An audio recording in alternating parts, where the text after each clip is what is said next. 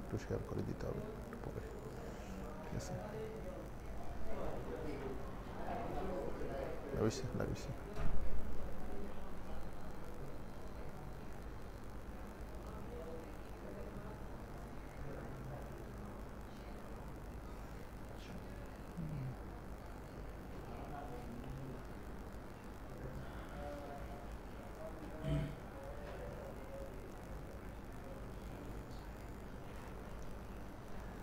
আসসালামু আলাইকুম, তোমাদের সবাইকে স্বাগত জানাচ্ছি অ্যাডমিশন টেস্টের আজকে প্রবলেম সলভিং ক্লাসে। সো আমার সাথে আমাদের শাওন স্যার যুক্ত আছেন, তোমাদের হচ্ছে প্রবলেম সলভিং স্কিলের ইনস্ট্রাক্টর হিসেবে। সো আমি হচ্ছে শাওন ভাইয়ের ছোট ভাই, শাওন ভাই আমার বড় ভাই। সো এমনি তো দেখতে পাচ্ছ আমার চেয়ে একটু কি মানে সাইজেও ছোট বড়। এটা একটু ক্যাপশনটা একটু চেঞ্জ করতে বলতো, কেমন? প্রবলেম সলভিং ইয়াটা ক্লাস। আচ্ছা, সো আমরা যেটা করবো সেটা হচ্ছে আমরা যারা যুক্ত হচ্ছি আজকের এই ক্লাসে, তোমরা জানো চট্টগ্রাম বিশ্ববিদ্যালয়ের সি ইউনিটে গতবার থেকে তোমাদের সিলেবাস পরিবর্তন করা হয়েছে, তোমরা জানো। এর আগের বছরগুলোতে হচ্ছে কি হইতো যে তোমার হচ্ছে অ্যাকাউন্টিং, ম্যানেজমেন্ট এবং হচ্ছে ইংরেজিতে তোমাদের হচ্ছে বিবিএ তে পরীক্ষা হইতো তিনটা সাবজেক্টে। 35 করে হচ্ছে অ্যাকাউন্টিং 35, ম্যানেজমেন্ট 35 আর হচ্ছে ইংরেজিতে 30, টোটাল মিলে হচ্ছে 100 নাম্বার পরীক্ষা হইতো। বাট গত বছর থেকে আমাদের কিন্তু প্রশ্ন প্যাটার্ন চেঞ্জ করেছে।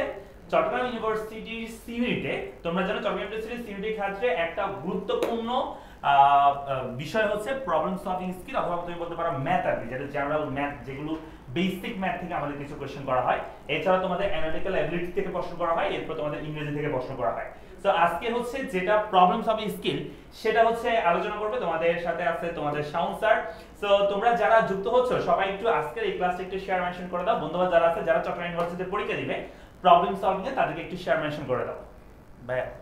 ওকে, থ্যাংক ইউ আনোয়ার স্যারকে, ধন্যবাদ। আজকে আমরা বেসিক্যালি চিটাগাং ইউনিভার্সিটির সি ইউনিটের অ্যাডমিশন টেস্টের সবচেয়ে পেইনফুল যে জিনিসটা স্টুডেন্টরা খুবই বেশি ভয় পায় সেটা হচ্ছে প্রবলেম সলভিং স্কিল। ওইটা নিয়ে আমরা আজকে আসছি। ভয় পাওয়ার কোনো কিছু নাই, একদম গল্প করতে করতে আমরা আসলে আজকে প্রবলেম সলভিং স্কিলগুলো করব। আজকের ক্লাসের কি মজা হইতে যাচ্ছে এটা বুঝতে পারবেন কিছুক্ষণ পরে, ঠিক আছে? তো আমরা ক্লাস শুরু করে দিই। আগে একটু বলে রাখি, সেটা হচ্ছে চিটাগাং ইউনিভার্সিটির সি ইউনিটে আইবি এর প্যাটার্নে আমাদের পরীক্ষাগুলো হবে বেসিক্যালি। সো এখানে তিনটা পার্ট, একটা হচ্ছে problem solving skill, analytical skill, আর একটা হচ্ছে কমিউনিকেশন স্কিল, যেটাকে আমরা ইংলিশ বলি। এখানের মধ্যে আমাদের প্রবলেম সলভিং স্কিল এবং অ্যানালিটিক্যাল স্কিল এই দুটা মিলিয়ে হচ্ছে 60 মার্ক, একটা বিরাট একটা পার্ট। এবং ওটার মধ্যে সবচেয়ে বেশি ডিফিকাল্ট যে প্রবলেমের মধ্যে স্টুডেন্টরা পড়বে সেটা হচ্ছে প্রবলেম সলভিং স্কিলের মধ্যে। এখানে যে ম্যাথগুলো আসতেছে বেসিক্যালি এখানে তুলনামূলকভাবে অনেক সহজ, কিন্তু এই ম্যাথগুলো সলভ করার জন্য খুব বেশি টাইম কিল হবে। সবাই আসলে ম্যাথ পারবে, কিন্তু সময়ের মধ্যেই যদি ম্যাথটা সলভ করা না হয় তাহলে আসলে আমরা ফুল আনসার করে আসতে পারবো না। আর বিশ্ববিদ্যালয় এমন একটা জায়গা, কম্পিটিটিভ এক্সাম, যে ফুল আনসার করে আসতে না পারলে আমরা কিন্তু ভালো রেজাল্ট পাবো না, এটা হচ্ছে কথা। সো আমরা আসলে বেসিক্যালি আজকে শিখবো কিভাবে খুব ইজিলি আমরা অনেক বড় বড় ম্যাথগুলোকে খুব শর্ট করে সলভ করা যায়, এটাই শিখবো। আমাদের মেইন কাজ হচ্ছে এটা। আমি একটু ক্লিয়ার করে দিই, একটু ফ্রেন্ডলি কথা বলি আপনাদের সাথে। সেটা হচ্ছে ম্যাথ যদি আপনারা করতে চান, যে কোনো একটা পাবলিকেশনের বই নিয়ে আপনি যদি বসেন, অটোমেটিক্যালি একটা ম্যাথ কয়েকবার দেখলে অটোমেটিক্যালি বোঝা যাবে। কিন্তু ওই যে ম্যাথটা সলভ করতে আপনার যে 2 থেকে 3 মিনিট যে সময় লাগতেছে, এটা যদি আপনি পরীক্ষার হলে ওই 2 থেকে 3 মিনিটের মধ্যে সলভ করেন, তাহলে কিন্তু আপনি ওই যে প্রবলেম সলভিং স্কিলের এতগুলা ম্যাথ সময়ের মধ্যে কভার করতে পারবেন না। তাইলে এখানে আমাদের ম্যাথগুলো সলভ করার জন্য সর্বোচ্চ বেশি সময় পাওয়া যাবে 1 মিনিট, ঠিক আছে? আর আমি যদি আজকে যে ম্যাথগুলো করাবো, আমরা অনেক বড় বড় ম্যাথ দেখবেন যে 1 মিনিট না 10 সেকেন্ডে কিভাবে খুব ইজিলি সলভ করা যায়, এগুলো আমরা আজকে দেখবো, ঠিক আছে? তো স্যারকে থ্যাংক ইউ। আজকে আমরা স্যার শুরু করেন তাহলে। Thank you. ওকে, তাহলে সবাই আমরা একটু জয়েনে যাই, ঠিক আছে? ওকে, ওয়ালাইকুম আসসালাম। আমি কমেন্টগুলো একটু পড়তেছি, সবাই একটু ফ্রেন্ডদেরকে মেনশন দিয়ে দেয়। আমি বললাম তো আজকে আমরা ম্যাথ করবো না, আজকে আমরা গল্প করবো, গল্প করতে করতে ম্যাথ শিখবো, ঠিক আছে? গল্প করতে করতে ম্যাথ শিখবো। আর কেউ শুধু মেনশনটা কিসের জন্য দিবেন, আজকের ক্লাসের যে মহত্বটা গুরুত্বপূর্ণ জিনিসটা কি, আসলে প্রবলেম সলভিং স্কিলকে আসলে মানুষ কিভাবে চিন্তা করে, আজকের পর থেকে আপনি কিভাবে চিন্তা করবেন, এটা বোঝার জন্যই হচ্ছে আজকে ক্লাসটা করা সবার দরকার। সেজন্য আপনাদের পরিচিত যারা ফ্রেন্ড আছে সবাইকে মেনশন দিয়ে দেন। আশা করি আজকে নিরাশ করবো না, আজকে আমরা অনেক মজা করি ম্যাথ করবো। আজকের পর থেকে আশা করি প্রবলেম সলভিং স্কিলের যে একটা ভয় আমাদের আছে, এটা আজকে টোটালি চলে যাবে, এটা হচ্ছে কথা, এটা গ্যারান্টি আমি নিচ্ছি। ওকে, সো সবাই কি আমাদের ভয়েস ক্লিয়ারলি সবকিছু দেখা যাচ্ছে কিনা একটু জানাবেন, ক্লিয়ারলি একটু কমেন্ট করবেন সবাই। ওকে, ক্লিয়ারলি একটু মানে কমেন্ট করবেন।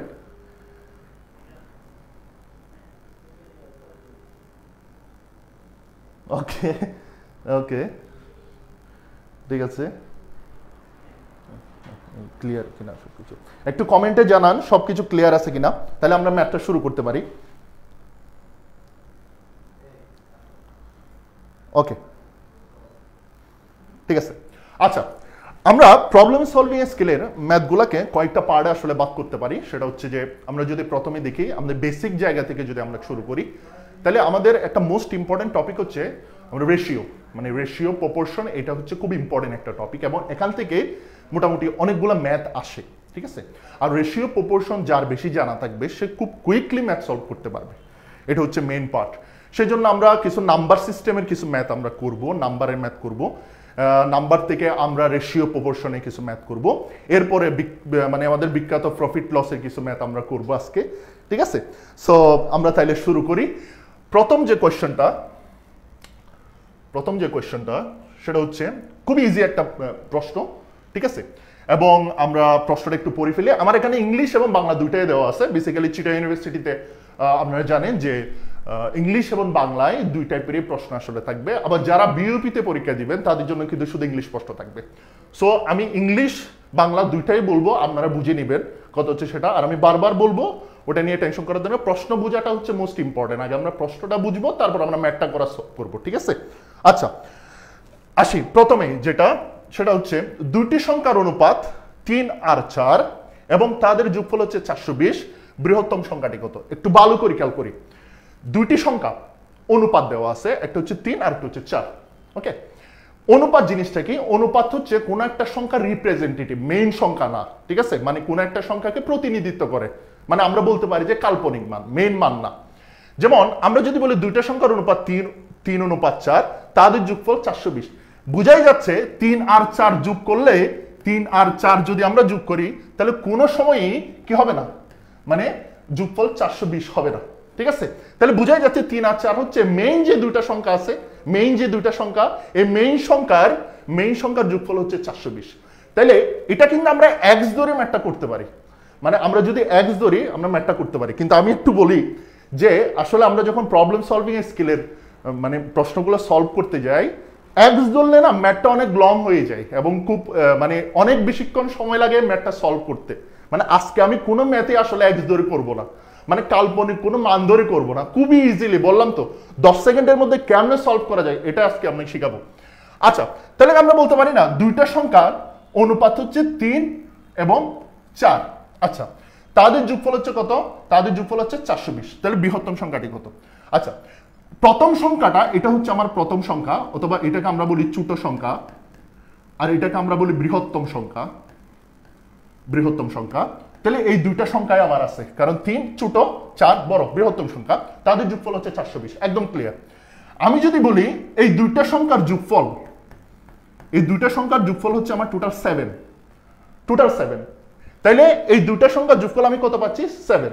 মেইন যোগফল না, এটা হচ্ছে অনুপাতের যোগফল। আমাকে একটু বুঝতে হবে, আমরা যে যোগফল করে 7টা পাচ্ছি, এটা কিসের যোগফল? অনুপাতের যোগফল, ঠিক আছে। অনুপাতের যোগফল হচ্ছে 7। তাদের আবার যে মেইন দুইটা সংখ্যা ছিল যেগুলো আমরা বের করব, এদের যোগফল হচ্ছে কত? 420। তাহলে কি আমি বলতে পারি না যে এই যে 7 যে সংখ্যাটা আছে, যে 7 যে অনুপাতের যোগফল, এটার মেইন ভ্যালু হচ্ছে 420, এটার এই 7 এর মেইন ভ্যালু হচ্ছে 420। ওকে, খুব ইজিলি বলতে পারি, কারণ এখানে অনুপাত সংখ্যা দুইটার অনুপাত, একটা 3 একটা 4, যোগ করলে হচ্ছে 7, এবং 7 এর যে মেইন সংখ্যাটা আছে ওটা হচ্ছে 420, ঠিক আছে। তাহলে আমরা এটা বলতে পারি যে 7 যেটা আছে এটার মান হচ্ছে 420, ঠিক আছে। 7 যেটা আছে এটার মান হচ্ছে 420, ঠিক আছে। কারণ এটা হচ্ছে আমার আনুপাতিক মান, এটা হচ্ছে আমার রিয়েল মান, এটা হচ্ছে আমার রিয়েল মান, এটা হচ্ছে আমার আনুপাতিক মান, এটা হচ্ছে আমার রিয়েল মান। তাহলে 7 এর মান হচ্ছে 420, যার মান দেওয়া থাকবে তাকে দিয়ে আমরা ভাগ দিব। তাহলে 7 এর মান যদি 420 হয়, 420 কে 7 দ্বারা ভাগ। আচ্ছা, এখানে আমাকে বের করতে বলছে বৃহত্তম সংখ্যাটি কত। তাহলে বৃহত্তম সংখ্যাটি হচ্ছে আমাদের জন্য এখানে 4, ছোট সংখ্যা হচ্ছে আমাদের জন্য 3, আর বৃহত্তম সংখ্যা আমাদের জন্য হচ্ছে 4। তাহলে বৃহত্তম সংখ্যা যেটা আমাকে বের করতে বলছে সেটা দিয়ে আমি গুণ দিব। আমি আবার রিপিট করতেছি, প্রথম যে কাজটা করতে হবে 3 আর 4 যোগ করলে হচ্ছে 7, এটা হচ্ছে অনুপাতের যোগফল। অনুপাতের যোগফল হচ্ছে 7, এদের একটা রিয়েল নাম্বার আছে সেটা হচ্ছে 420। তাহলে 7 মান পাচ্ছি আমি 420, তাহলে যার মান পাচ্ছি তাকে দিয়ে ভাগ দিব, যার মানটা আমার প্রয়োজন সেটা হচ্ছে 4 মান, বৃহত্তম সংখ্যা, ওকে দিয়ে আমি গুণ দিব। এই জিনিসটা, এই টেকনিকটা আমরা সব জায়গায় ফলো করব। এই টেকনিকটা আমরা সব জায়গায় ফলো করব। এখন আপনারা বলতে পারেন যে এই জিনিসটা কোথায় থেকে আসছে? এটা হচ্ছে অৌকিক নিয়ম করার একটা সিস্টেম। আমি একটু পাশে করে আপনাকে দেখাই দিই এটা কোথায় থেকে আসছে। এই দেখেন, আমরা যদি এইভাবে বলি যে 7 মান হচ্ছে 420, 1 মান হচ্ছে 420 ডিভাইডেড বাই 7, আর আমাকে বের করতে হবে 4 মান। তাহলে 7 420 ইন্টু 4। তাহলে দেখেন এই জিনিসটা আর এই জিনিসটা সেম কিনা।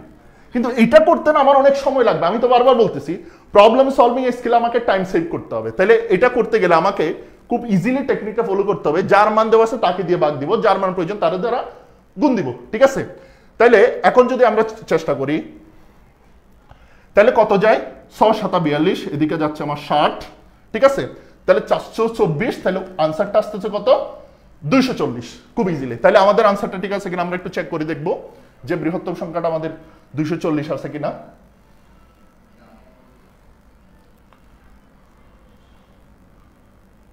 সরি, আচ্ছা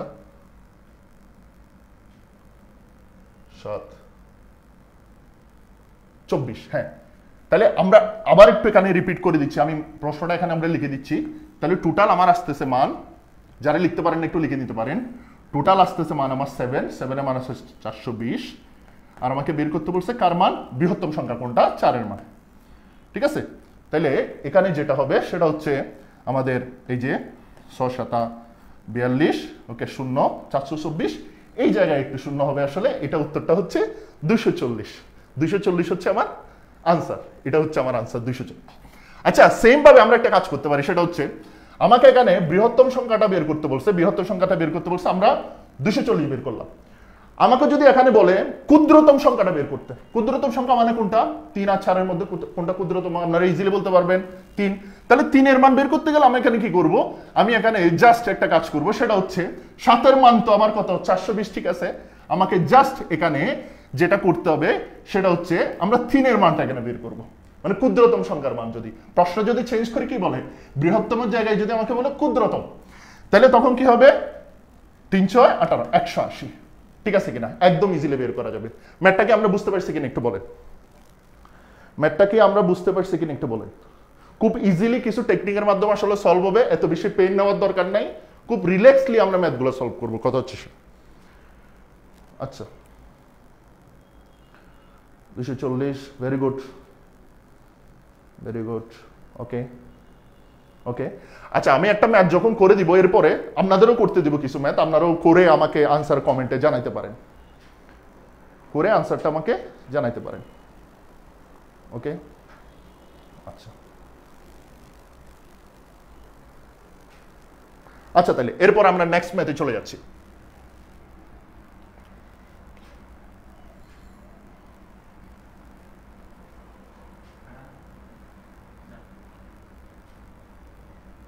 আচ্ছা দেখেন, এই ম্যাথটা সেম অনুপাতের একটা ম্যাথ, রেশিওর একটা ম্যাথ। ওকে, সো আমরা বলি 3 numbers are in the ratio 4:5:6 and their average is 25. The largest number is, তাহলে আমরা যদি বাংলায় প্রশ্নটা বলি, ইংলিশে করতে পারলে ভালো বেশি। আমি একটা কথা বলি, ইংলিশ সব সময় সোজা। আপনারা যদি মনে করেন যে ইংলিশ আসলে কঠিন, ম্যাথের জন্য ইংলিশ অলওয়েজ ইজি। মানে ইংলিশটা যদি ম্যাথের কোয়েশ্চেন ইংলিশে থাকে তাহলে ওটা বললে না খুব ইজিলি বোঝা যায়। ঠিক আছে?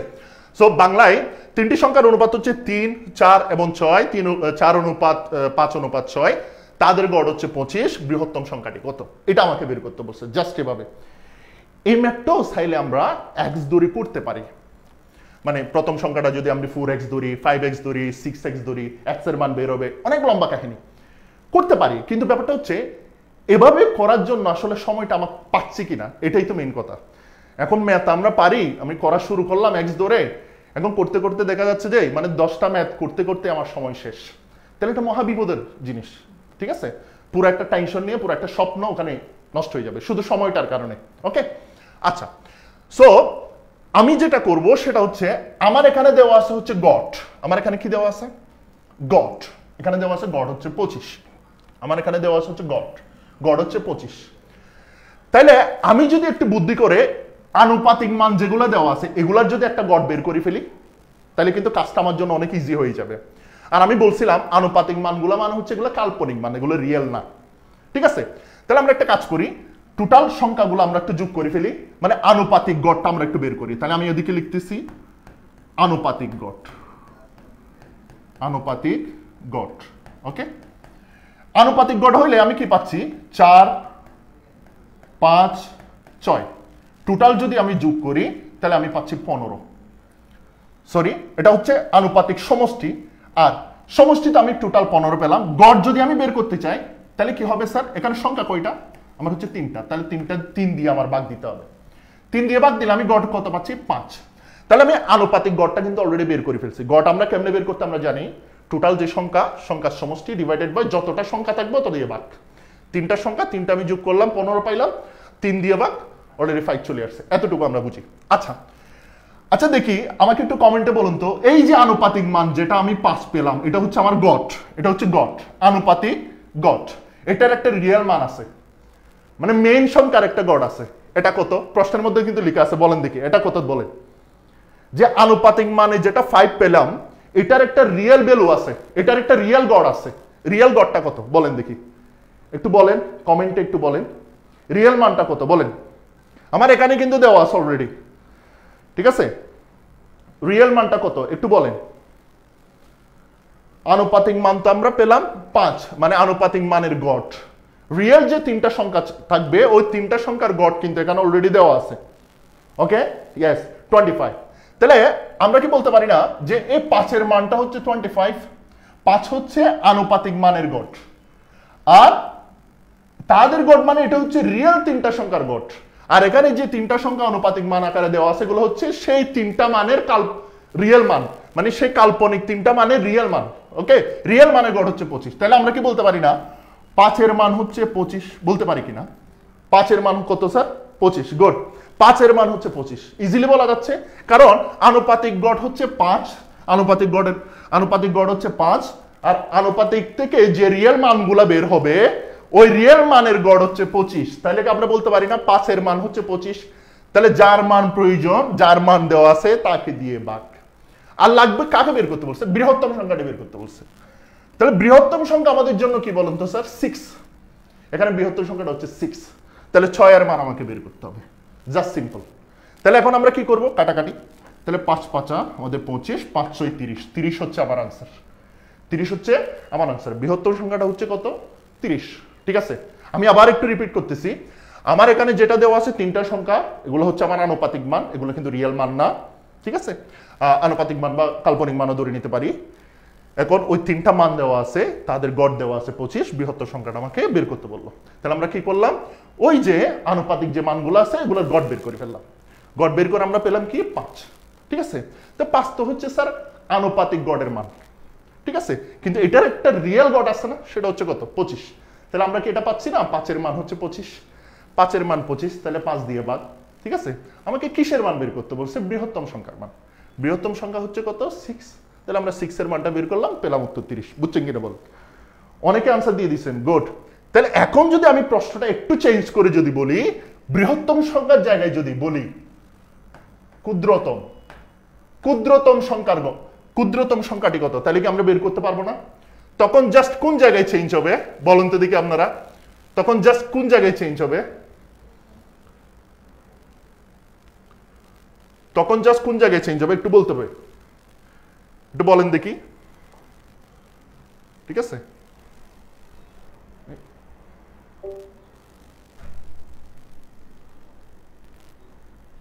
বলেন আনসারটা আপনারা বলেন, কাইন্ডলি আনসারটা আপনারা বলেন দেখি। এটা আচ্ছা, পকেটটা কই? 30,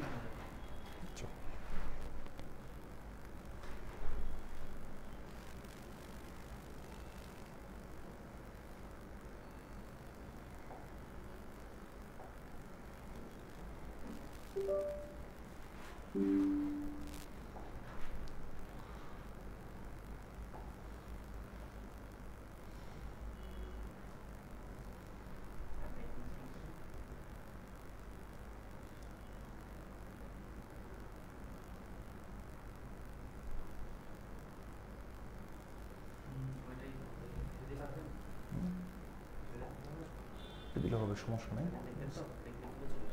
আচ্ছা আচ্ছা, তাহলে ক্ষুদ্রতম সংখ্যার মান কোনটা বলি তো? আনসার হবে 20। এ বড়ি ফেলছেন একজন, ফাতেমা, থ্যাংক ইউ, ধন্যবাদ ধন্যবাদ। ওকে, সো তাহলে আমরা বৃহত্তম সংখ্যার মান কত পাচ্ছি? 30 পাচ্ছি। ওকে,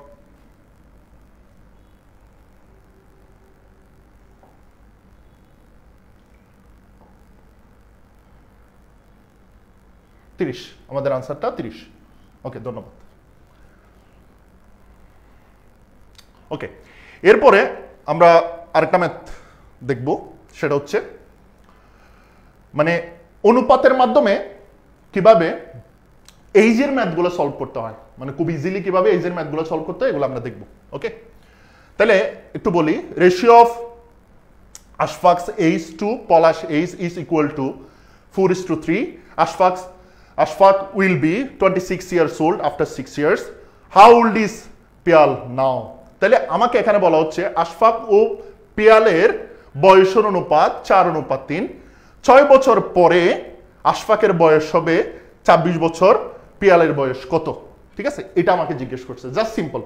তাহলে আমরা একটু চিন্তা করি। ওকে, একটু চিন্তা করি, দেখি কিভাবে সলভ করব। তাইলে আমি কি বলছিলাম যে এখানে যে মানগুলা দেওয়া থাকবে, অনুপাতের মান যে দেওয়া থাকবে, এটা হচ্ছে রিয়েল মান না, এটা হচ্ছে কাল্পনিক মান। কাল্পনিক মান, পার্সেন্টেজের মানগুলো হচ্ছে কাল্পনিক মান। যেমন আমরা যে বলা হয় না যে 20% লাভে বিক্রি করা হলে তখন আমরা বলি যে ক্রয় মূল্য 100 টাকা, 20% লাভে বিক্রি করলে 120 টাকা। তাহলে 120 টাকা কিন্তু রিয়েল মান না, 120 টাকাটা হচ্ছে কাল্পনিক মান। ঠিক আছে, অনুপাত অলওয়েজ কাল্পনিক, ওটা দেওয়া থাকে কারণ আমাকে রিয়েল মানগুলো বের করার জন্য। আচ্ছা, আমি একটু বলি, দেখি এখানে একটা লাইন আছে, একটু ভালো করে খেয়াল করতে হবে। 6 বছর পরে আশফাকের বয়স হবে 26 বছর। একটু ভালো করে খেয়াল করি, ওনার বয়স এই জায়গায়, আমি এখন আছি বর্তমানে, মনে করেন 6 বছর পরে, 6 বছর পরে মানে আফটার 6 ইয়ার্স আশফাকের বয়স হবে 26 বছর। আমার কাছে প্রশ্ন, আপনাদের কাছে, আমার কাছে না, আপনাদের কাছে প্রশ্ন যে আশফাকের বর্তমান বয়স কত? আশফাকের জায়গায় আমাকে চিন্তা করেন, আমার বয়স যদি 6 বছর পর 26 বছর হয়, তাহলে আমার আজকের বয়স কত, মানে বর্তমান বয়স কত? একটু কমেন্টে জানান, একটু কমেন্টে জানান, একটু কমেন্টে জানান, বল, একটু কমেন্টে জানান। আশফাকের বয়স যদি 6 বছর পর যদি 26 বছর হয়, তাহলে বর্তমান বয়সটা কত? আশফাকের বর্তমান বয়স কত? একটু কমেন্টে। ওকে, বর্তমান বয়স হচ্ছে 20 বছর, একদম সিম্পল। ওকে, 20 বছর। 20 বছর যখন বলা হচ্ছে, তাহলে 20 বছর পরে 6 বছর পর কত হবে স্যার? 26 বছর হবে। খুব সিম্পল। তাহলে এই জিনিসটা আমরা বুঝতে পারলাম যে আশফাকের বয়স যদি 6 বছর পর 26 বছর হয়, তাহলে আশফাকের বর্তমান বয়স হচ্ছে 20 বছর। সিম্পল। আচ্ছা, এবার আসেন, আশফাক ও পিয়ালের বয়সের অনুপাত হচ্ছে 4:3, মানে তাদের বয়সের অনুপাত হচ্ছে কি 4:3। আচ্ছা, আমরা যদি একটু কষ্ট করি, দেখেন এইটা হচ্ছে স্যার আমাদের জন্য, প্রথমটা হচ্ছে আমার আশফাক, দ্বিতীয়টা হচ্ছে পিয়াল। ঠিক আছে, পিয়াল। আচ্ছা, এটা হচ্ছে আমার আশফাক। আচ্ছা, তাহলে 4 হচ্ছে আমার জন্য আশফাকের অনুপাত, 3 হচ্ছে আমার জন্য পিয়ালের অনুপাত। আর আশফাকের বর্তমান বয়স আমি কত পাচ্ছি? 20 বছর। বলেন, এই যে আশফাকের যেটা এখন বর্তমানে 4 অনুপাত আছে, এটার ভ্যালুটা হচ্ছে আমার 20। তাহলে আমরা এভাবে লিখতে পারি না, 4 এর মান হচ্ছে 20? লিখতে পারি কিনা বলেন তো? কারণ আশফাকের যে অনুপাত দুইটা দেওয়া আছে, বয়সের যে অনুপাত দুইটা দেওয়া আছে, এটা হচ্ছে বর্তমানের, এটা হচ্ছে বর্তমানে। তাহলে বর্তমানে আশফাকের বয়স যদি অনুপাতে চিন্তা করি তাহলে হচ্ছে 4, আর বাস্তবে চিন্তা করলে কত? 20। ঠিক আছে, 20টা আমরা কেমনে বের করলাম? 6 বছর পরে যদি 26 হয় তাহলে বর্তমানে 20, একটু মাথা কাটায় বের করলাম। তাহলে 4 এর মান হচ্ছে কত? 20। আমাকে পিয়ালের মান বের করতে বলছে, মানে পিয়ালের বয়সের মান বের করতে বলছে। পিয়ালের বয়সের মান হচ্ছে আমার 3 এর মানটা আমাকে বের করতে হবে। তাহলে 3 এর মান, ওকে। তাহলে 4 5 20, 3 5 15, খুবই ইজিলি বের হয়ে গেল। তাহলে আমার পিয়ালের বয়স আমার কত? 15 বছর। সিম্পল, বুঝতে পারছি কিনা বলে? Okay, good. অনেকেই আমরা পারতেছি, এবং খুব ভালো রেসপন্স পাচ্ছি কমেন্টে। Thank you very much. আমরা একটু বোঝার চেষ্টা করবো আস্তে আস্তে, কারণ আমাদের ব্রেনটা আসলে মানে একটু ডাইভার্ট করে খুব শর্টকাট টেকনিকের মধ্যে নিয়ে আসতে হবে। এতক্ষণ মানে আমরা আজকে ক্লাসটা নিব হচ্ছে আপনাদের ব্রেনটাকে একটু ইউজ টু করার জন্য, এই টাইপের ম্যাথগুলো করার জন্য, ওকে। আচ্ছা আচ্ছা, আমি যদি একটু বুদ্ধি করে বলি যে তাদের বয়সের মধ্যে পার্থক্য কত, তাদের বয়সের মধ্যে পার্থক্য কত, খুব সিম্পলি চিন্তা করেন। বয়সের মধ্যে যদি পার্থক্য জিজ্ঞেস করে তাইলে আমাকে কি করতে হবে একটু ভালো করে যদি আমি চিন্তা করি, তাহলে দেখি। তাহলে বয়সের পার্থক্য যদি আমি জিজ্ঞেস করতে চাই তাহলে কি করতে হবে একটু দেখি। আচ্ছা দেখেন, তাহলে তো আমি বুঝতে পারলাম যে 6 বছর পর যদি 26 বছর হয় তাহলে আশফাকের বর্তমান বয়স হচ্ছে 20 বছর, আর এটা হচ্ছে বর্তমান রেশিও, তাহলে 4 এর মান হচ্ছে 20। আচ্ছা, আমাকে বয়সের পার্থক্য বের করতে বললো, জাস্ট বয়সের পার্থক্য। বয়সের পার্থক্য মানে হচ্ছে রেশিওর পার্থক্য। তাহলে রেশিওতে একজনের বয়স আছে 4, আর একজনের বয়স আছে 3, তাহলে দুইটার পার্থক্য কত স্যার? 1। তাহলে 1 এর মান বের করলে অটোমেটিক্যালি আমার পার্থক্যের মানটা বের হয়ে যাবে না? খুবই সিম্পল। তাহলে আমরা এখান থেকে কি করতে পারি, তাহলে 4 5 20, তাহলে 5 একে 5, দুজনের বয়সের পার্থক্য হবে 5 বছর।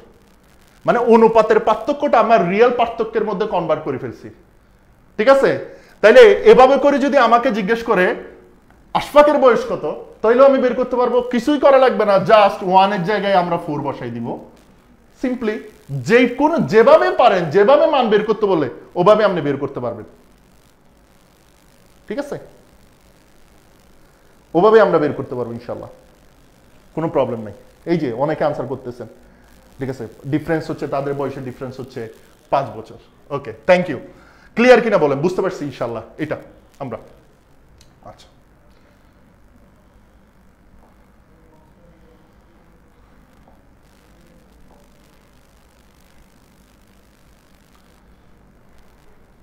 তাহলে আনসার হচ্ছে আমাদের 15। ওকে, আমি আসলে অপশন দেখতেছি না, কারণ অপশন দেখার আগে আমাদের আনসারগুলো একটু বের হয়ে যাচ্ছে, অসুবিধা নাই। অপশন ছাড়া ম্যাথ করতে চাইলে এটা আরো ভালো বেশি, ঠিক আছে? মানে আমরা ইজিলি বুঝতে পারবো। ওকে, এবার আসি, আমরা একটা অ্যাভারেজের ম্যাথ করবো। অ্যাভারেজ, আমরা একটু গড়ে যাচ্ছি, গড় থেকে কিছু ম্যাথ করার চেষ্টা করবো। ওকে, দেখি। The average of 7 consecutive number is 33. The largest number of this number is 7টি ধারাবাহিক সংখ্যার অর্ড হচ্ছে 33 হলে বৃহত্তম সংখ্যাটি কত? খুব ইজি একটা জিনিস। আমি যদি বলি 7টি ধারাবাহিক, একটু চিন্তা করি খুব ইজিলি কেমনে বের করতে পারি। দেখেন, আমি যদি বলি 1 2 3 4 5, 1 হতে 5 পর্যন্ত ধারাবাহিক সংখ্যা। এই ধারাবাহিক সংখ্যার মধ্যে গড় কত? প্রথমে আমাকে দেখতে হবে ধারাবাহিক সংখ্যা যেটা দেওয়া আছে সিরিয়ালটা বিজুট কিনা, বিজুট কিনা আমাকে দেখতে হবে। হ্যাঁ, বিজুট কেমনে? 1 2 3 4 5, স্যার 5 হচ্ছে একটা বিজুট, ঠিক আছে কিনা? যদি কোনো ধারাবাহিক সংখ্যায় লাস্টের সংখ্যাটা বিজুট হয়, আমাকে যদি গড় বের করতে বলে, তাহলে বরাবর মাঝখানের সংখ্যাটাই হবে আমার গড়। কোন ধারাবাহিক সংখ্যায় যদি সংখ্যার মান মানে তম যদি বিজুট হয়, কতটা ধারাবাহিক সংখ্যা, কতটা ধারাবাহিক সংখ্যা যদি বলে, কতটা যদি বলে সেটা যদি 7টা হয়, 5টা হয়, 3টা হয়, ঠিক আছে, এরকম যদি বিজুট হয়, তখন মাঝখানে যে সংখ্যাটা থাকবে ওটাই হচ্ছে আমার গড়।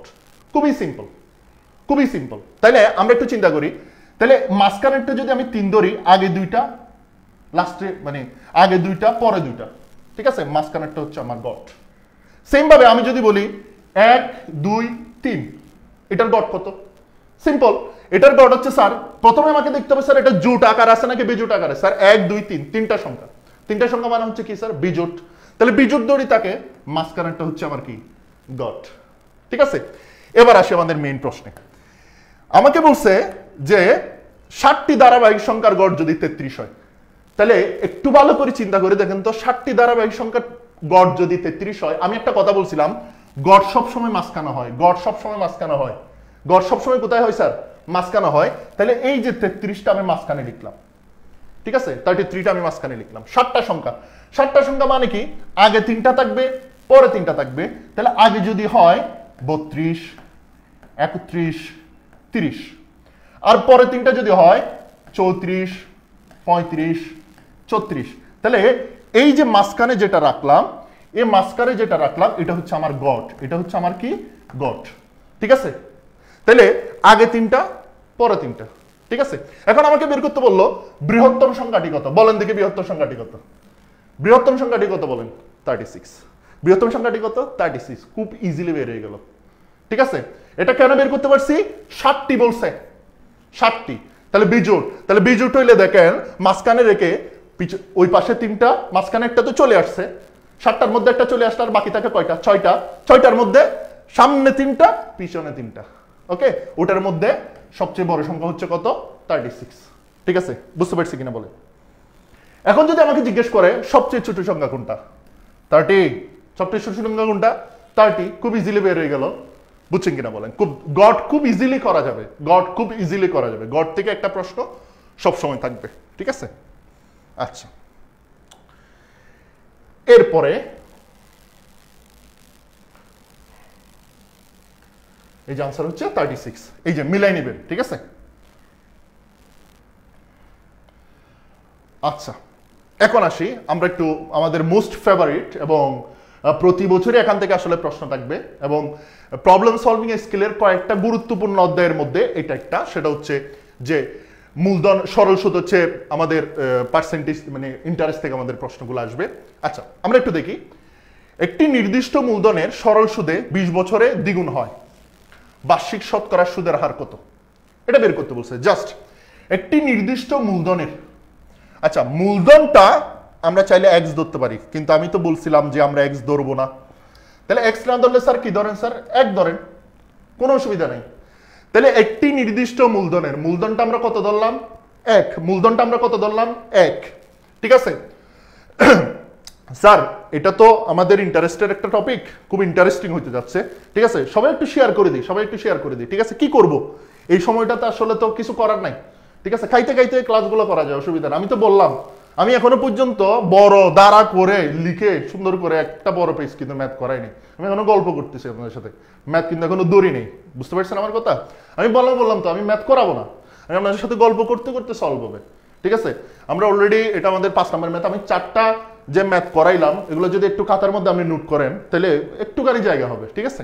আচ্ছা একটু দেখেন, এবং খাতায় লেখারও প্রয়োজন নেই, খুব ইজিলি করা যাবে। দেখেন তাহলে নির্দিষ্ট মূলধনটা কত? নির্দিষ্ট মূলধন হচ্ছে আমার 1। সরল সুদে 20 বছরের দ্বিগুণ হবে। বলেন আজকে যদি মূলধন যদি 1 হয়, 20 বছরের দ্বিগুণ হবে মানে কত হবে? বলেন তো দেখি, এটা বুঝতে পারছেন কিনা বলেন। দ্বিগুণ হবে বলছো তো, দ্বিগুণ হবে মানে কত হবে? একটা কত হবে একটু বলেন দেখি, আমাকে একটু কমেন্ট করি বলেন। দ্বিগুণ হবে মানে কত হবে একটু কমেন্টে বলেন। 100%, 2।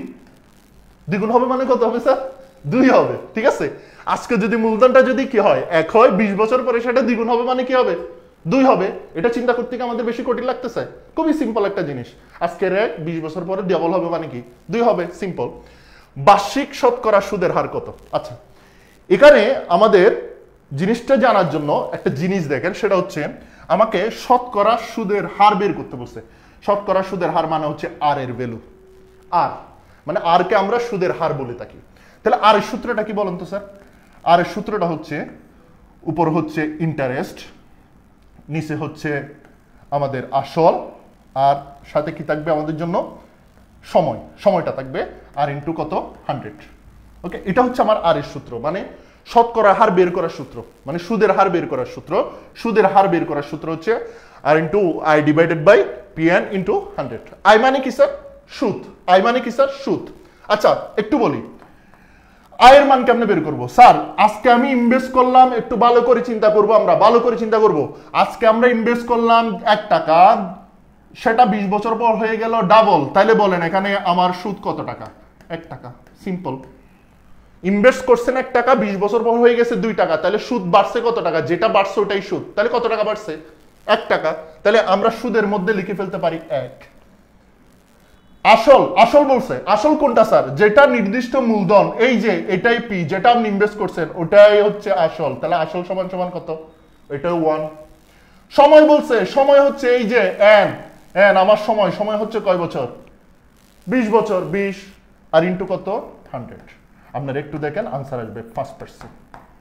ঠিক আছে, বুঝতে পারছেন কিনা বলে, বুঝতে পারছেন কিনা বলে? কিছুই করি নাই স্যার, আমি কিচ্ছু করি নাই সিরিয়াসলি। আপনি যদি বলেন স্যার ম্যাথ করাইছি, একদম ভুল হবে। ওকে, আমি কিছুই করি না। আমি মূলধনকে 1 ধরছি, ডাবল হবে বলছে 2 করছি। ওকে, আবার বললাম যে সুদ কত বাড়ছে, তাহলে ইনভেস্ট করছেন 1 টাকা, হয়ে গেল 2 টাকা, তাহলে 1 টাকা সুদ বাড়ছে, সুদের জায়গায় সুদ বসাইলাম।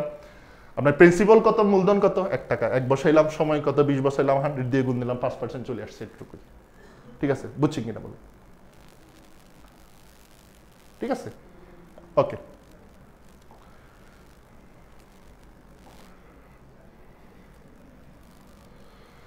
আচ্ছা,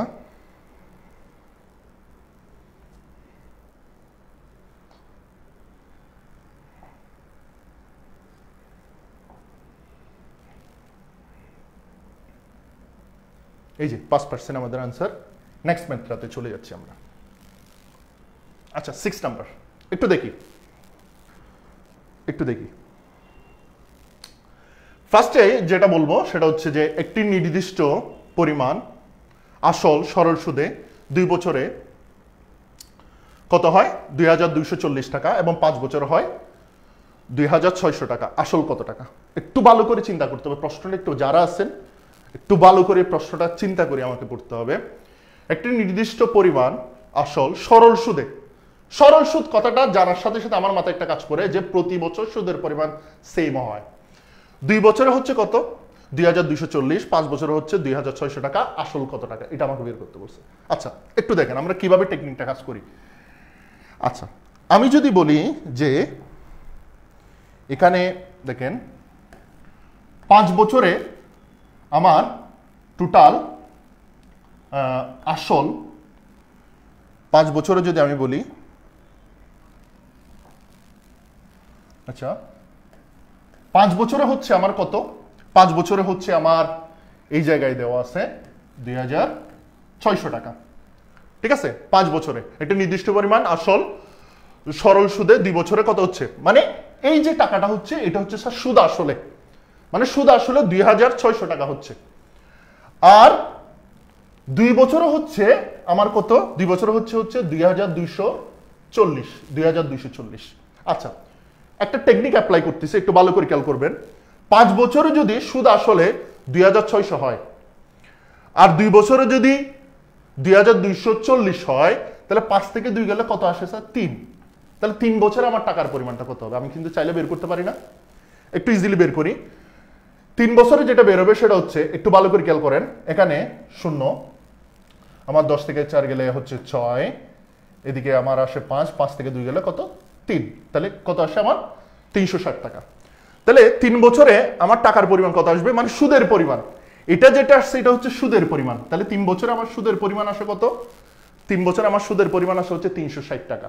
কারণ 5 বছরে যেটা ছিল ওটা থেকে 5 বছরে যদি সুদ আসলে এত টাকা হয়, 2 বছরে যদি সুদ আসলে এত টাকা হয়, মাঝখানে যেই টাকাটা বাড়ছে ওই টাকাটাই হচ্ছে আমার সুদ। ওই টাকাটাই মাঝখানে যেই টাকাটা বাড়ছে ওইটাই হচ্ছে আমার সুদ। আর সুদ হচ্ছে আমার কত টাকা? 360। সুদ হচ্ছে আমার কত টাকা? 360 টাকা। আচ্ছা, এবার আমরা একটু আসি, সেটা হচ্ছে যদি সুদ যদি 3 বছরে হয়, ঠিক আছে, তাহলে একটু যদি আমি দেখি যে 1 বছরে কত টাকা আসে, তাহলে 1 বছরে আমার আসবে হচ্ছে, আমি সেই 360 টাকে 3 দিয়ে ভাগ দিব, তাহলে 1 বছরের সুদ আমার আসে কত? তাহলে দেখি আমরা একটু, 1, ঠিক আছে, এরপর হচ্ছে 2, এরপর হচ্ছে 0, মানে 1 বছর আমার সুদ আসে হচ্ছে 120 টাকা। 1 বছর আমার সুদ কত টাকা আসে? 120 টাকা। তাহলে আমরা দেখি 2 বছর আমার সুদ আসল কত? 2 বছর আমার সুদ আসলে এখানে লেখা আছে হচ্ছে 2240, ঠিক আছে। আর 1 বছরে যদি সুদ যদি 120 টাকা আসে, 2 বছরের সুদ আসবে কত? 120 এর ডাবল, তাহলে কত টাকা? 240 টাকা। তাইলে এটা ছিল আমার সুদ আসল, এটা ছিল আমার কি বলুন তো স্যার? এটা ছিল আমার সুদ আর আসল, সুদ আসল, ওকে। আর এটা হচ্ছে স্যার আমার সুদ, এটা হচ্ছে আমার সুদ। তাহলে গেলে আমার বাকি থাকে কত? 2000 টাকা। এই 2000 টাকাটা হচ্ছে আমার প্রিন্সিপাল বা মূলধন, ঠিক আছে, কারণ সুদ আসল থেকে যদি সুদ সুদ চলে যায়, বাকি টাকা হচ্ছে আসল, আসল হচ্ছে আমার 2000 টাকা। ঠিক আছে কিনা? আমরা কি করছি আবার একটু প্রথম থেকে দেখব। আমার 5 বছরের সুদ আসল দেওয়া আছে কত? 2400। 2 বছরের সুদ আসল দেওয়া আছে কত? 2240। তাহলে 2 বছর থেকে যে 5 বছরে টাকাটা বাড়লো না, টাকাটা কিসে বাড়লো? নিজেকে একটু প্রশ্ন করেন। আমরা যখন কোনো একটা জায়গায় ইনভেস্ট করি ব্যাংকে, টাকাটা কিসে বাড়ে স্যার? সুদে বাড়ে। ঠিক আছে, আপনি বারবার কিন্তু আসল দিতে থাকেন না, আপনি কিন্তু আসলে একবারই দেন, ওই আসলের টাকাটা আস্তে আস্তে বাড়তে থাকে। তাহলে 2 বছরে যখন সুদ আসলে এত টাকা হলো, 5 বছরও হলো এত টাকা, তাহলে যেই টাকাটা আসলে বাড়ছে, মানে 2 বছর থেকে 5 বছরে যে টাকাটা বাড়ছে, মানে 3 বছরে, মাঝখানে 3 বছরে যে টাকাটা বাড়ছে, এই 3 বছরের টাকাটা হচ্ছে কি টাকা? সুদের টাকা। কারণ সুদের টাকাটাই হচ্ছে বাড়ে। ঠিক আছে, আসল আপনি একবারই দেন, এরপরে যত বছর যায় তত বছরে সুদের টাকাটা বাড়তে থাকে। আচ্ছা, তাহলে 3 বছরে আমার সুদের টাকা কত হইছে? 360।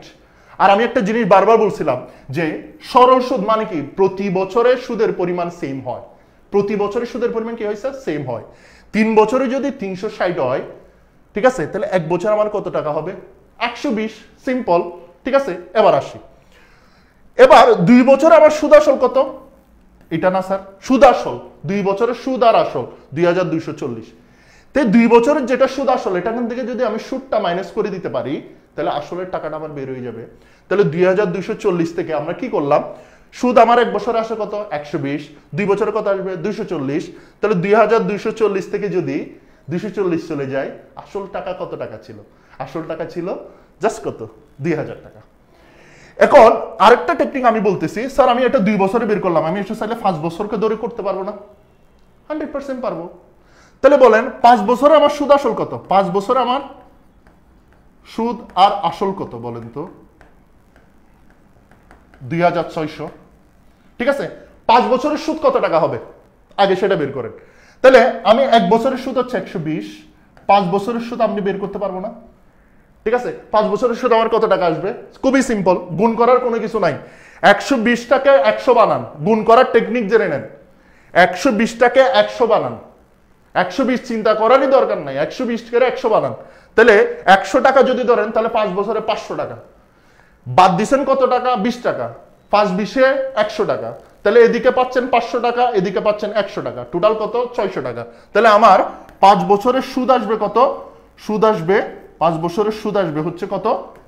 600 টাকা। তাহলে 600 টাকা যদি চলে যায়, তাহলে কত টাকা? 2000 টাকা। এটাই হচ্ছে আমার আসল। একই কথা, একই কথা, যাই বলেন একই কথা। 2 বছর ধরেও করতে পারি, আমি 5 বছর ধরেও করতে পারি, কোনো অসুবিধা না। 5 বছর থেকেও আসল বের হবে, 2 বছর থেকেও আসল বের হবে। সিম্পল, বুঝতে পারছি কিনা বলেন? ক্লাসটি কাদের জন্য মানে কি? প্রবলেম সলভিং স্কিল এমন একটা জিনিস যেটা আপনার জন্ম থেকে শুরু করে কবরে যাওয়া পর্যন্ত লাগবে। এবার বুঝে নেবেন কেন বলছি এই কথাটা। ঠিক আছে, ওকে।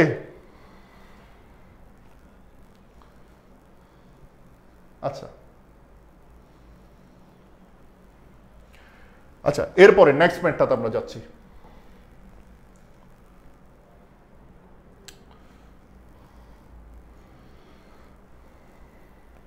ওকে, 5 2 এটাই এটাই ছিল।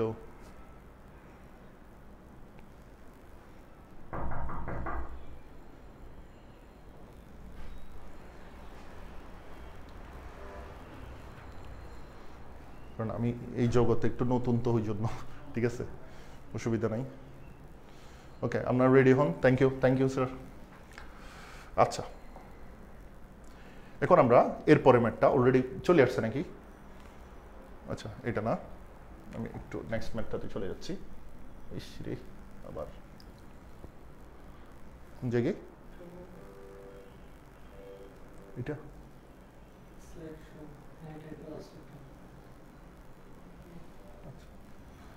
না, এইভাবে দিলে তো আসার কথা। এই যে 2000।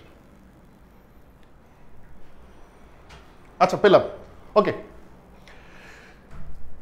আরেক ধরনের চমৎকার ম্যাথ, আরেক ধরনের চমৎকার ম্যাথ, এবং এই ম্যাথটা থাকবে, এটা ধরে নিতে পারেন। ওকে ওকে, এত মজার ক্লাস চলতেছে আসলে, আপনারা এত কম। আচ্ছা আচ্ছা ওকে স্যার? আচ্ছা, কোনো টপিক যদি না বুঝে থাকেন, এটা তো রেকর্ড থাকবে, বারবার দেখবেন, কোনো অসুবিধা নেই। ওকে, আর প্রবলেম থাকলে তো আমি আছি, ইনশাল্লাহ প্রবলেম সলভ করে দেবো ইনশাল্লাহ। প্রথমে দেখি কি বলছে। এ বি অনুপাত দেওয়া আছে, কিছু চমৎকার কিছু অনুপাত দেওয়া আছে। A B, A is to B এর মান হচ্ছে 5:7, বি ইস টু সি এর মান হচ্ছে 6:11, দেন এ বি সি এর মান বের করতে বলছে। অনেকে অনেক ধরনের টেকনিক বলবে, আমি একটু সিম্পল টেকনিক দিয়ে শেষ করতেছি, একটা খুবই ইজি টেকনিক, কিছুই বলবো না, আপনারা শুধু ফলো করবেন।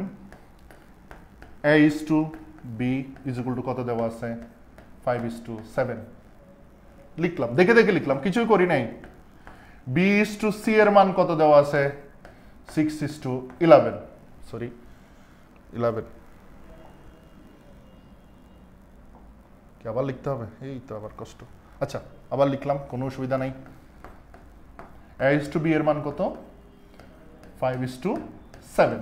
আচ্ছা, টেকনিকটা দেখেন, বি ইস টু সি এর মান হচ্ছে আমার 6:11।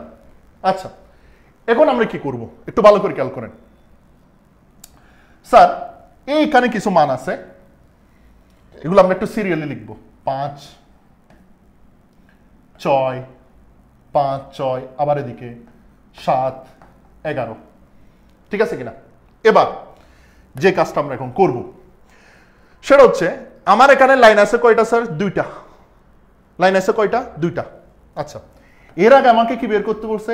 এ is to B is to C এর মান আমাকে বের করতে বলছে। Okay, A is to B is to C এর মান আমাকে বের করতে বলছে। আমার এখানে লাইন কয়টা আছে স্যার? 2টা। তাহলে আমি 2টা করে নিব। প্রথমে কি নিলাম? 5, 6, 30। ওকে, ফার্স্টটা বাদ দিয়ে দিলাম, সেকেন্ড 2টা নিব। 6, 7, 42। প্রথম 2টা বাদ দিয়ে দিলাম, লাস্টের 2টা নিব। 7, 11, 77। আনসার বেরিয়ে গেছে। আমার আনসার হচ্ছে 30:42:77। এটা হচ্ছে আমার আনসার। একদম ইজি, আমি কোনো রুল টুল কিচ্ছু জানি না। জাস্ট কি করলাম, আমরা জাস্ট এই সংখ্যাগুলা এদিক থেকে সিরিয়াল করে লিখলাম। 2টা লাইন যখন আছে 2টা করে নিলাম, 2টা নিলাম, প্রথমটা বাদ দিয়ে এরপরে 2টা, উপরে 2টা বাদ দিয়ে এরপরে 2টা, ঠিক আছে? এভাবে নিলাম, আমার 3টার সংখ্যা গুণ দিলাম আর গুণ দিলাম। 5, 6, 30, 6, 7, 42, 7, 11, 77, ঠিক আছে? 30, 42, 77। আনসার এ বি সি সমান 30, 42, 77। এতটুকুই হচ্ছে আমার আনসার। Just simple. ওকে, একদম ইজি। Thank you. এখন আসি, এটা যদি আমরা বুঝে থাকি তাহলে এর পরের ম্যাথটা আমরা করতে পারবো।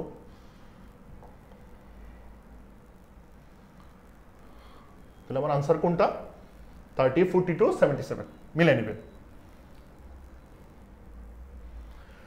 এরপরে বলছে যদি এ এবং বি এর অনুপাত 3:4 হয়, এটা বি হবে স্যার, এটা বি। আচ্ছা কই, এই যে বি এবং সি এর অনুপাত 12:13 হলে এ এবং সি এর অনুপাত কত হবে? দেখি এটা আপনারা করেন তো, এটা আপনারা করেন। আমি ফরমেশনটা লিখে দিচ্ছি। এ বি সমান কত দেওয়া আছে? 3:4। এরপরে কি দেওয়া আছে? এরপরে বি অনুপাত সি এর মান কত দেওয়া আছে? বি অনুপাত সি এর মান দেওয়া আছে কত? 12:13। এবার কি করব আমরা? এবার কি করব? লাইন করে লিখব। 3, 12, 4, 13। লাইন কয়টা স্যার? 2টা। নিব কয়টা করে? 2টা করে। তাহলে আমরা বের করব কি? A is to B is to C এর মান বের করব। আমরা কিন্তু এমনি বের করতে বলছে এ আর সি এর মান, তবে আমরা 3টা বের করব। 3টা বের করার পর ওখান থেকে এ আর সি এর মানটা পিক করব। 3, 12, 34 পেয়ে গেলাম। 4, 12, 48 পেয়ে গেলাম। এরপরে 4, 13, 52 পেয়ে গেলাম, তাই না? তাহলে বলেন তাহলে কি কি পেলাম 34 48 52, ঠিক আছে। আচ্ছা তাহলে আমাকে বের করতে বলছে এ ও সি এর মান, তাহলে এ ও সি এর মান হচ্ছে 34:52, ঠিক আছে। 34 কত 52, ঠিক আছে। আচ্ছা এখন এইটাই আমাদের আনসার যদি এভাবে বলেন তাইলে একটু দেখেন এটা বুঝছেন কিনা বলেন, আগে তুলে নেন। 36:52, okay thank you, thank you.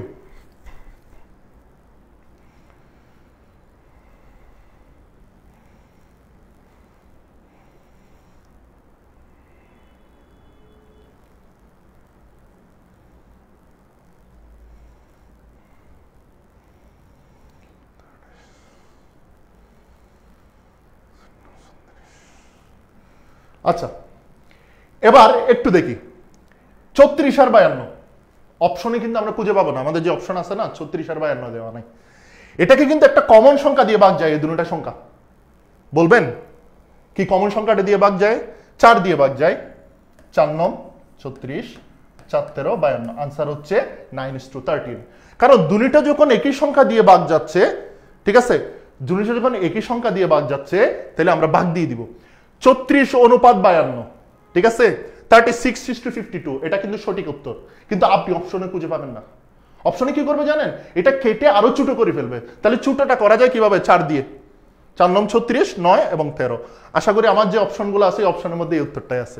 তাহলে যদি কোনো কারণে আনসার বের হয়ে গেছে খুঁজে পাচ্ছেন না, তাহলে দেখবেন যে কমন কোন সংখ্যাটা দিয়ে ভাগ যায়, ভাগ দিয়ে যে আনসারটা আসবে ওটা হচ্ছে আমার আনসার। ওকে ওকে, এবার আসি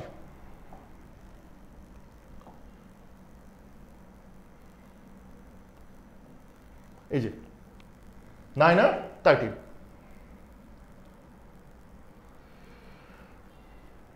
আচ্ছা এবার আসি রেশিও রিলেটেড আরেকটা ম্যাথ, সেটা হচ্ছে তিনটি গাড়ির গতির অনুপাত 3:4:5, গাড়ি তিনটি একই দূরত্ব অতিক্রম করলে যে সময় নেয় তার অনুপাত কত। একটু ভালো করে চিন্তা করতে হবে, একটু ভালো করে আমরা চিন্তা করি কি হচ্ছে বিষয়টা। তিনটি গাড়ির গতির দেওয়া আছে, গতি জিনিসটা কি, এটা হচ্ছে ডিস্টেন্সের একটা ম্যাথ। চিটাগং ইউনিভার্সিটি সি ইউনিটে প্রবলেম সলভিং স্কিলের জন্য ডিস্টেন্সের ম্যাথ হচ্ছে এক ধরনের আতঙ্কের মতো, ঠিক আছে, খুব ইজিলি, খুব, কারণ এই ধরনের ম্যাথগুলো করতে আমরা অনেক সময় নিয়ে ফেলি এবং অনেক সময় কিল হয়, যেটা আমাদের ফুল আনসার করতে অনেক ধরনের প্রবলেম হইতে পারে। সো আমরা শিখবো কিভাবে ইজিলি শর্টকাটে আনসার করা যাচ্ছে। একটু ভালো করে দেখি তাহলে আমরা একটু, তাহলে আমার এখানে গতি দেওয়া আছে, গতি গতি গতি মানে হচ্ছে স্পিড, আমরা একটু পাশে করে লিখে দিই স্পিড। ওকে, ওই স্পিডগুলো দেওয়া আছে 3 4 আর 5। গাড়ি তিনটি একই দূরত্ব অতিক্রম করতে যে সময়ের প্রয়োজন, যে সময় নেই তার অনুপাত কত। তাহলে আমাকে এখানে টাইমের ভ্যালুটা বের করতে বলছে, মানে আমাকে টাইম বের করতে বলছে, time is equal two what, এটা আমাকে টাইমের অনুপাত বের করতে বলছে, রিয়েল মান বের করার দরকার নাই, অনুপাত বের করতে বলছে। তাহলে এখানে একটা খুব ইম্পর্টেন্ট একটা লাইন আছে, সেটা হচ্ছে গাড়ি তিনটি একই দূরত্ব অতিক্রম করলে। স্যার একই দূরত্ব মানে কি, তিনটা গাড়ি একই ডিস্টেন্স, মানে চিটাগং থেকে ঢাকা, এটাই হচ্ছে জিনিস। তাহলে আমরা গাড়ি তিনটি যদি একই দূরত্ব হয়, তিনটা গাড়ির দূরত্বকে আমরা ডিস্টেন্সকে আমরা এক্স ধরতে পারি, কিন্তু আমার কথাটা হচ্ছে আমি এক্স ধরবো না, আমি এক্স ধরবো না, তাহলে কি ধরবো, স্যার এক ধরেন, গাড়ির তিনটির ডিস্টেন্স হচ্ছে 1 কিলোমিটার ধরে নিলাম, একই ডিস্টেন্সে যাচ্ছি মানে কি তিনটার ডিস্টেন্স হচ্ছে 1, এক ধরে কাজ করবো আমরা, কোনো অসুবিধা নেই, ঠিক আছে। দেখেন কিভাবে প্রবলেমগুলো সলভ হয়। এবার আসি আমরা টাইমের সূত্র কি স্যার, টাইম সমান সমান ডিস্টেন্স ডিভাইডেড বাই স্পিড, এই সূত্রটা একটু মাথায় রাখতে হবে। Distance divided by speed, distance divided by speed, এটা হচ্ছে আমার টাইমের সূত্র, ঠিক আছে। দূরত্ব ডিভাইডেড বাই গতি, এটা হচ্ছে আমার টাইমের সূত্র। সময়, সময় বের হলে সময় সমান সমান দূরত্ব ডিভাইডেড বাই গতি। আবার তাহলে একটু আমরা বলি, তাহলে আমরা এখানে তিনটা কার, একটা হচ্ছে ফার্স্ট কার, আর একটা হচ্ছে সেকেন্ড কার, আর একটা হচ্ছে থার্ড কার, থার্ড কার। তাহলে তিনটা কারের যদি আমরা একটা কাজ করি, তিনটা কারের যদি আমরা সময় বের করতে চাই, ডিস্টেন্স ডিভাইডেড বাই স্পিড, তাহলে বলেন প্রথম যেটা কার সেটা ডিস্টেন্স কত, ডিস্টেন্স 1, স্পিড কত? স্পিড এখানে 3। এরপরে দ্বিতীয় যেটা কার, এটা ডিস্টেন্স কত? 100% এক, কারণ আমি তো বলছিলাম প্রত্যেকটা ডিস্টেন্স কি হবে? সেম হবে। এরপরে স্পিড কত? স্পিড হচ্ছে এই যে 4, এখানে দেওয়া আছে স্পিড 4। এগেইন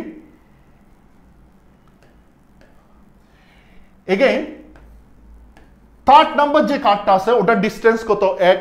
স্যার আপনি বলতে পারেন স্যার তিনটা গাড়ির ডিস্টেন্স এক কেন? কারণ বলা আছে তিনটা গাড়ির দূরত্ব একই দূরত্ব অতিক্রম করে, তাহলে ডিস্টেন্স সবগুলার আমি এক ধরছি, এক্স ধরি নাই, এক ধরছি। এবার আসি, তাহলে থার্ড গাড়ির যেটা গতি সেটা হচ্ছে কত? 5। এবার আসি, তাহলে কিন্তু অলরেডি কিন্তু আমরা একটা অনুপাতের ফরমেশন পেয়ে গেছি, কিন্তু এখানে ঝামেলাটা হচ্ছে আমি যে টাইমটা বের করলাম এই টাইম হচ্ছে ফ্র্যাকশন আছে, মানে ভগ্নাংশ আছে। তাহলে ভগ্নাংশ থাকলে এটাকে আমাকে নর্মাল সংখ্যায় নিয়ে যেতে হবে। তাহলে ভগ্নাংশকে যদি নর্মাল সংখ্যায় নিয়ে যেতে চাই তাহলে আমাকে কি করতে হয়? এখানে হর আছে না স্যার? হর কি? হর হচ্ছে ডিনোমিনেটর। ডিনোমিনেটর হচ্ছে 3, 4 এবং 5। 3, 4 এবং 5 এর লসাগুটা আমাকে বের করতে হবে। 3, 4 ও 5 এর এলসিএম লসাগু। লসাগু হচ্ছে কত? 60। ঠিক আছে, তাহলে হরগুলার লসাগু আমাকে বের করতে হবে। টেকনিক, আমি এখন আপনাকে টেকনিক শিখাচ্ছি কিভাবে ভগ্নাংশকে নরমাল সংখ্যা নিয়ে যাবে। এই যে লসাগু যেটা বের হলো এটা সবার সাথে গুণ করে দিব, এটা সবার সাথে গুণ করে দিব। আমি একটু এদিকে একটু জায়গা নিচ্ছি। এরপরে আমাদের কাটাকাটি শুরু হবে, সেটা হচ্ছে 20, 15, 12। তাহলে আমরা আনসারটা কত পাচ্ছি? 20:15:12। এটা হচ্ছে আমার সময়ের অনুপাত। একদম ইজি।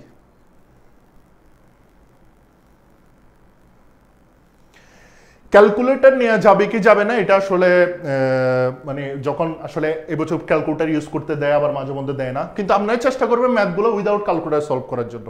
উইদাউট ক্যালকুলেটর যখন ম্যাথ সলভ করবেন একটা আলাদা মজা পাবেন, ওই মজাটা মাথায় রাখেন, মজাটা মাথায় নিয়ে ক্যালকুলেটর করার চেষ্টা করে, ক্যালকুলেটর সেরা করার চেষ্টা করে। তাহলে আমার স্যার কথা হচ্ছে 20, 15, 12। ওকে, আচ্ছা। এরপরে আমাদের লাস্ট যে ম্যাথটা আমরা আজকে সলভ করব, ঠিক আছে, সেটা হচ্ছে তাহলে আনসারটা এই যে 12, 15, 12 মানে 20, 15, 12, এই যে এটা হচ্ছে আমার আনসার। খুব ইজিলি কিন্তু বেরিয়ে গেল। ঠিক আছে, আচ্ছা এবার আসি, আবার অনুপাতে চলে আসলাম। দুটি সংখ্যার অনুপাত হচ্ছে 3 আর 4, তাদের লসাগু হচ্ছে 180। প্রথম সংখ্যাটি কত? আজকে তো আমরা অনেকগুলো ম্যাথ করলাম, আসলে বুঝে নেন ম্যাথটা যখন কেউ পড়বেন, যে আজকে ক্লাসটা মনোযোগ দিয়ে করবে সে আজকের এই ম্যাথটা মাথার মধ্যে ফরমেশন করে ফেলতে পারবে যে আসলে এখানে কি করতে হবে। তাইলে দেখেন 3 আর 4 এর কোনোদিনও কি লসাগু আপনার 12 হইতে পারে, 180 হইতে পারে? কখনো হইতে পারে না। তাহলে বোঝা যাচ্ছে 3 আর 4 হচ্ছে আমার কাল্পনিক সংখ্যা। আমি প্রথম থেকে বলে আসতেছি আনুপাতিক মানগুলো হচ্ছে অলওয়েজ কাল্পনিক, রিপ্রেজেন্টেটর, মেইন সংখ্যা না। কিন্তু মেইন সংখ্যা যেটা, এটা লসাগু কত? 180। লসাগু কত স্যার? 180। এবার আসি তাইলে কি করতে হবে আমাদের। তাহলে লসাগু যখন দেওয়া আছে, আমি এত কষ্ট না করে এক্স টেক্স এগুলো তো আমরা জীবনেও ধরবো না, আমি 3 ও 4 এর লসাগুটা বের করতে পারি না? 3 ও 4 এর লসাগুটা বের মানে আনুপাতিক মানের লসাগু বের করে ফেলতে পারি না? 180 দেওয়া আছে, এটা মেইন সংখ্যা দুইটার লসাগু, ওটা মাথায় রাখেন, ওটা নিয়ে টেনশন করার কিছু নেই। দুটি সংখ্যা যে দেওয়া আছে, দুটি সংখ্যার অনুপাত যে দেওয়া আছে, এই অনুপাতের লসাগুটা বের করে ফেলবেন চালাকি করে। তাহলে অনুপাতের লসাগু কত? সিম্পলি 12। আচ্ছা দেখেন আমরা প্রথম দিকে চলে যাচ্ছি, এই যে 12 যেটা আছে, এই 12 এর মান হচ্ছে কত বলুন তো স্যার? 180। সিম্পল কিনা? কারণ 12 হচ্ছে আনুপাতিক মানের লসাগু আর 180 হচ্ছে রিয়েল দুইটা সংখ্যার লসাগু। তাইলে এই 12টা কাকে প্রেজেন্ট করতেছে? রিপ্রেজেন্ট করতেছে 180 কে। তাহলে 12 এর মান হচ্ছে 180, 12 এর মান হচ্ছে 180। ঠিক আছে, এরপর আমাকে কার মান বের করতে হবে? এরপর আমাকে যেটা বের করতে বলছে সেটা হচ্ছে প্রথম সংখ্যাটি কত। স্যার বলেন এখানের মধ্যে প্রথম সংখ্যা কোনটা স্যার? 3 না? তাহলে 3 এর মানটা কত, এটা আমাকে বের করতে বলছে। খুবই সিম্পল। তাহলে আমরা যদি কাটাকাটি করি 3 4 এ 12, ঠিক আছে 4 4 16, 16 থাকলে আরো 20 থাকে, 4 5 20, আমার আনসার হবে 45, 45। সিমিলারলি যদি আমাকে বের করতে বলে প্রথম সংখ্যাটা না শেষের সংখ্যাটা কত, তখন আমরা কি করব, আমি একটু কালারিং প্যাড দিয়ে দেখা যাচ্ছি, তখন আমি 3 এর জায়গায় কি বসাবো, 4 বসাবো। কোনো কিছুই করার দরকার নাই, অটোমেটিক্যালি কিন্তু আমার আনসারটা বের হয়ে যাবে।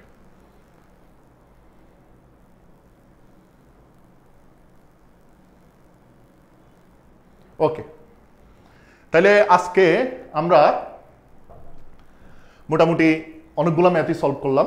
ঠিক আছে, ইনশাল্লাহ এভাবে আমাদের ধারাবাহিক ক্লাসগুলো চলতে থাকবে। দেখেন আজকে তো আসলে আপনাদের প্রবলেম সলভিং স্কিলের ফার্স্ট ক্লাস ছিল। ক্লাসগুলা একটু ভালো করে খেয়াল করেন, আমি যে 10টা ম্যাথ সলভ করালাম খুবই ইজি কিছু টেকনিকের মাধ্যমে আসলে আমি সলভগুলো করলাম। ঠিক আছে, খুব ইজিলি। এভাবে যদি আমরা আসলে ম্যাথগুলো করতে থাকি, আপনি একটু চেষ্টা করে দেখেন, আমি তখন একটু বুঝাচ্ছি, আপনার একটা ম্যাথ সলভ করতে না আপনার 10 হইতে 15 সেকেন্ডের বেশি সময় লাগবে না। এটা হচ্ছে লিটারেলি। এবং প্রতিটা ম্যাথই এভাবে করা যায়, প্রতিটা ম্যাথই এভাবে করা যায়। কোনো দ্বারা লেখার দরকার নাই, দেওয়া আছে মনে করি এই সেই, কোনো কিছুর দরকার নাই। মনে করতে করতে তো দিন শেষ হয়ে যাবে। ঠিক আছে, ধরতে ধরতে দিন শেষ, মনে করতে করতে দিন শেষ। তাহলে আপনার মাথায় এটা রাখতে হবে, মনে করা ধরা বাদ দেন, ম্যাথ করি। ঠিক আছে, ম্যাথ ধরি আগে। ঠিক আছে, ধরা ধরি আর মনে করা করি বাদ। ঠিক আছে, ডিরেক্ট কিভাবে ম্যাথটা সলভ করতে হয় এটা আগে টেকনিক অ্যাপ্লাই করতে হবে। ম্যাথ দেখেন, ম্যাথ আপনার এভাবে করা যায় কেন জানেন, ম্যাথটাকে যদি আপনি রিয়েলাইজ করতে পারেন, রিয়েল লাইফের সাথে রিয়েলাইজ করতে পারেন খুব ইজিলি। ঠিক আছে, আজকে আমরা 10টা প্রবলেম সলভ করলাম, 10টা প্রবলেমের মধ্যে 10টাই আমি আপনাদেরকে কিভাবে রিয়েলি ফিল করে ম্যাথটা করা যায় এটা আমি আপনাদেরকে বলছি। আশা করি এভাবে আমাদের ক্লাসগুলো চলতে থাকবে, সবাই সাথে থাকবেন, পড়ালেখার সাথে থাকবেন। পড়ালেখাকে থ্যাংক ইউ স্পেশালি যে এত বড় একটা সুযোগ করে দেওয়ার জন্য প্রবলেম সলভিং স্কিলের। আর প্রবলেম সলভিং স্কিলটা সবাই করতে পারবে, কারণ প্রবলেম সলভিং স্কিল এমন একটা জিনিস যেটা আপনার ভার্সিটি এডমিশনে প্রয়োজন, জবে প্রয়োজন, যে কোনো কম্পিটিটিভ পরীক্ষা আসলে প্রয়োজন। ঠিক আছে, ধন্যবাদ সবাইকে, সবাই ভালো থাকবেন, সুস্থ থাকবেন, ধন্যবাদ, আসসালামু আলাইকুম।